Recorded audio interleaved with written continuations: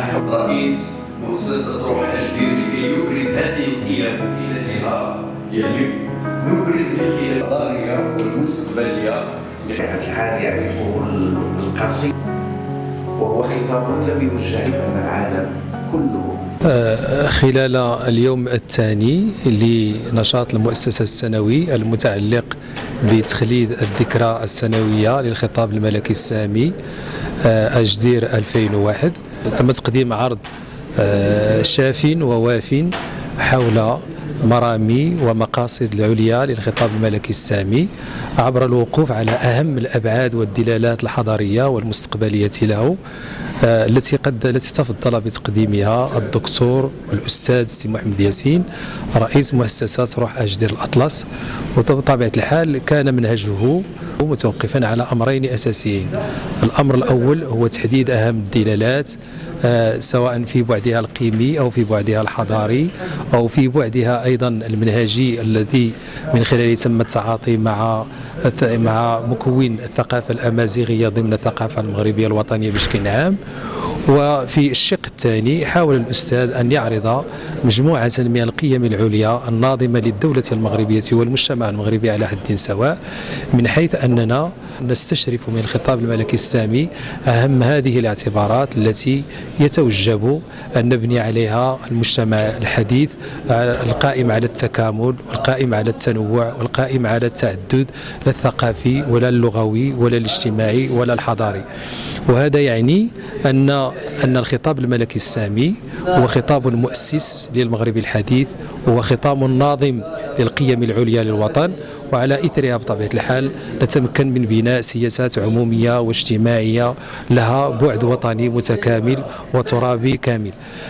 من الناحية تقديم هذه الندوة نعتبر على أن التعاطي مع الخطاب الملكي السامي هو فيه نوع من البيداغوجية، وفيه نوع أيضا من الاستشراف للدلالات التي يمكن أن نعتمدها في بناء مجموعة من البرامج، مجموعة من المشاريع التي من خلالها نتمكن بطبيعة الحال من يعني تطبيق مجموعة من القيم التي قد نؤسس بها بطبيعة الحال للتنمية المستدامة بإقليم خنيفرة. في المساء بطبيعة الحال سيكون امتدادا للعرض التقديمي الذي تفضل به السيد الرئيس. بطبيعة الحال سنشتغل على أهم الأبعاد الوطنية المتعلقة بالتضامن والتعاون في الثقافة المغربية وبشكل خاص الأطلسية الأمازيغية.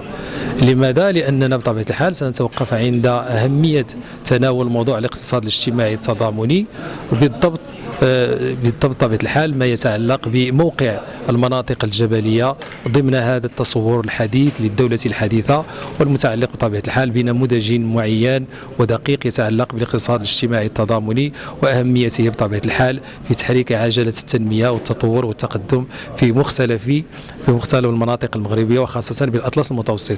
وبطبيعة الحال سيعرف مشاركة العديد من الباحثين والأساتذة الجامعيين بطبيعة الحال المتمرسين في هذا المجال، والذين بطبيعة الحال تعاطوا لهذا الموضوع بالدرس والتحليل والنقاش، وكتبوا لهم كتابات متعددة، منهم بطبيعة الحال الأستاذ الجرموني المعروف بطبيعة الحال كأستاذ جامعي متمرس في الثقافة الأمازيغية وفي قيمها العليا الناظمة لها، بالإضافة إلى الأستاذ الشرقاوي بطبيعة الحال هو رئيس جمعية الاقتصاد الاجتماعي التضامني بالمغرب، وهو الخبير بطبيعة الحال المتمرس المتمكن بهذا المجال، والذي سيعرضه بطبيعة الحال لتصور ناظم وبطبيعة الحال سينتهي إلى تحديد أهم المشاريع والبرامج الممكن اعتمادها بطبيعة الحال في تطوير هذه الربوع من المملكة المغربية المجيدة.